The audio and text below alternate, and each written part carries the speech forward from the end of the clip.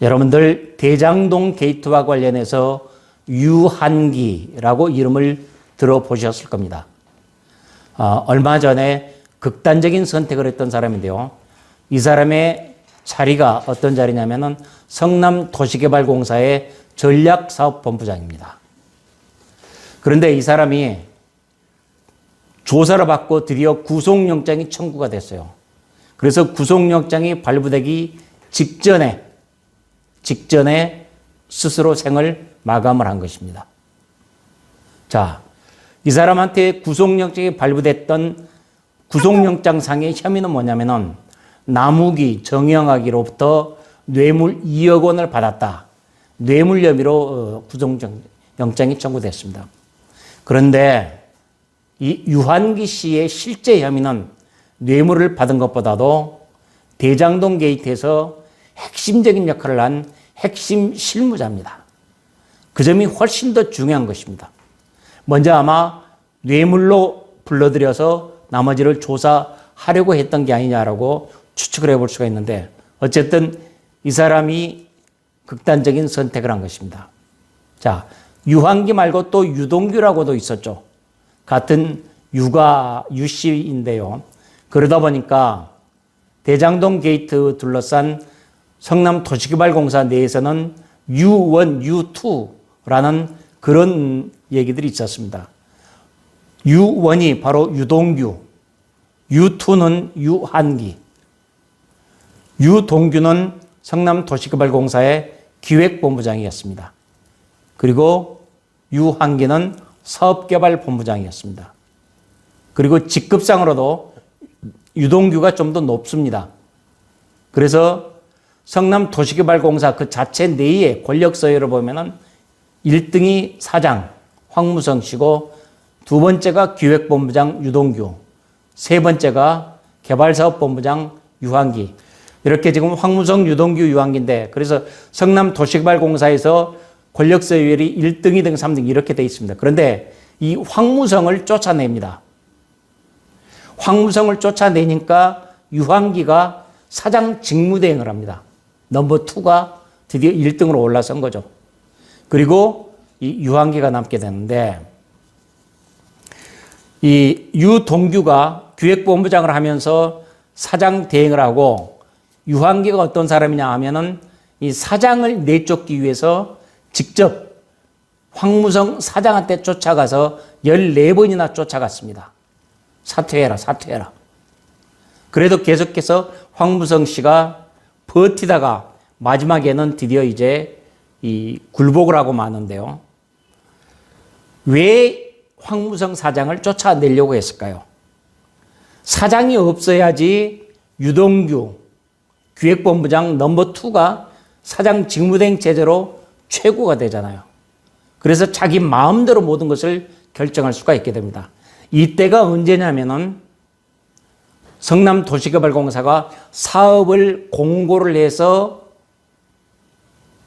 성남의 뜰과 화천대유, 천화동인, 김만배가 했던 거 있죠. 거기에다가 사업자 선정을 하고 사업을 제대로 이제부터 본격적으로 집행을 하기 시작하던 바로 그때입니다. 그래서 사업자 선정에서부터 일을 마음대로 풀어가기 위해서 바로 황무성 사장을 쫓아낼 필요가 있었던 것이죠. 그리고 그 총대를 바로 유한기, U2가 맸던 것입니다. 그랬다가 이 U2에 대해서 구속영장이 청구가 되니까 그 극심한 스트레스를 견디지 못하고 죽음을 선택한 것 같습니다. 자, 그런데 당시에 이 유한기, U2가 황무성 사장을 쫓아내려고 할 때 하면서 뭐라고 이랬는지, 협박했는지 이 내용을 황무성 사장이 당시에 녹음을 했습니다. 그 내용이 뭐냐면은 이렇게 얘기를 한 겁니다. 아니, 제가 제 혼자 하는 것 줄 아십니까? 시장님 명을 받아서 한 거 아닙니까? 시장님이라는 건 이재명입니다. 시장님 명을 받아서 황 사장님 당신 보고 지금 나가라는 거 아닙니까? 사장님이나 저나 뭔 빽이 있습니까? 유동규가 다 앉혀놓은 거 아닙니까? 그래서 사실상 유동규가 실권을 휘두르고 있다는 것을 여기서 유한기도 지금 얘기를 하고 있는 것이죠. 자, 이렇게 대장동 게이트에서 유동규의 명을 받아서 핵심적으로 일했다는 것이 여기서도 나타나는데, 이처럼 성남도시개발공사 안에서 핵심적인 역할을 했던 사람입니다. 그 유한기가 이렇게 극단적인 선택을 했는데, 자, 우리가 지금 따져볼 것은 검찰은 왜 이렇게 중요한 사람을 핵심 인물에 대한 수사를 늦게 했느냐, 이런 얘기입니다.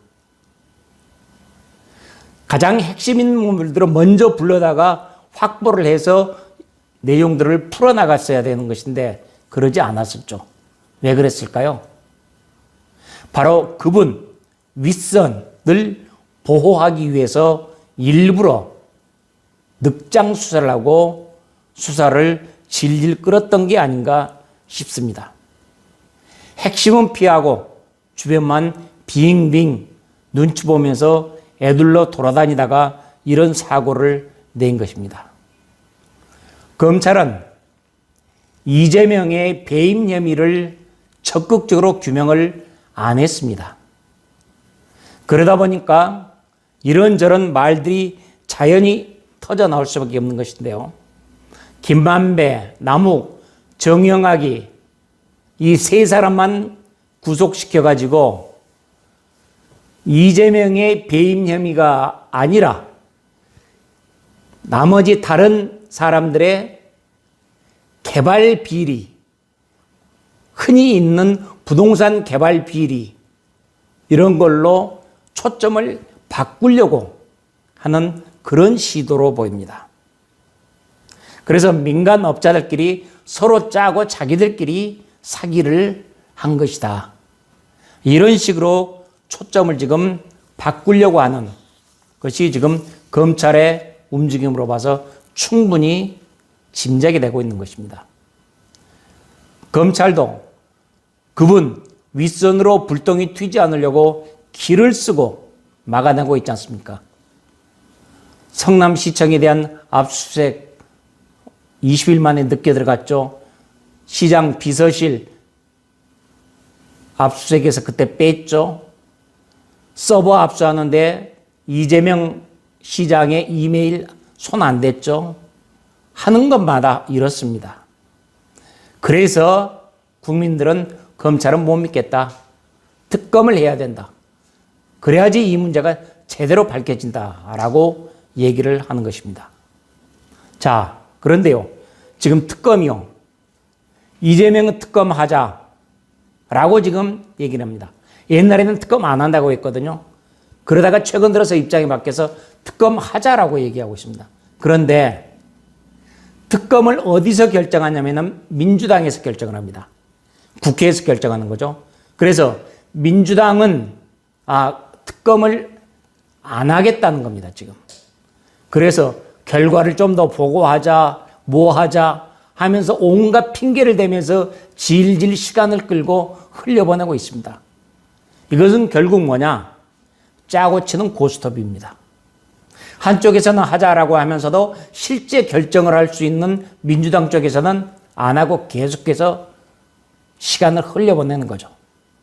이처럼 지금 짜고 치는 고스톱을 벌이고 있는 이 잘못된 이런 양편, 이런 것들 우리 국민들이 제대로 알고 또한 제대로 추궁을 해 나가야 되겠습니다. 특검, 국회 법사위에서 결정됩니다. 그런데 민주당은 국회 법사위에서 특검을 하자라는 그 특검 법안을 상정조차 안 했습니다. 아예 논의 기회 자체를 없애버린 것이죠. 왜냐하면 국회 과반수 이상이 지금 민주당입니다. 과반수 이상을 장악하고 있기 때문에 마음대로 국회를 자기 마음대로 끌고 가겠다라는 것입니다.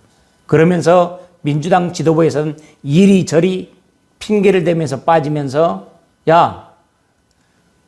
이 대장동 게이트가 터져나온 것은 대장동 게이트 이전에 부산 저축은행 비리가 있었는데 그때 부실 수사를 해간 사람에 대해서 수사를 잘못했기 때문에 그게 터져나와서 그게 나중에 자라서 대장동 게이트가 터진 것이다. 이 사건도 같이 수사하자라고 얘기를 하고 있습니다. 국민의힘에서는 좋다. 같이 하자라고 하고 있습니다. 그러니까 이제 또 다른 핑계를 대고 특검을 회피할 궁리만 하고 있는 것입니다. 대한민국의 검찰은 지금 믿을 수가 없는, 김호수 검찰은 믿을 수가 없는 형편이 됐습니다. 그래서 모든 국민이 이 사태의 진실을 밝히기 위해서는 특검으로 가야만 한다. 그것이 대한민국의 정의를 바로잡는 길이다 라고 강력히 촉구하고 있습니다.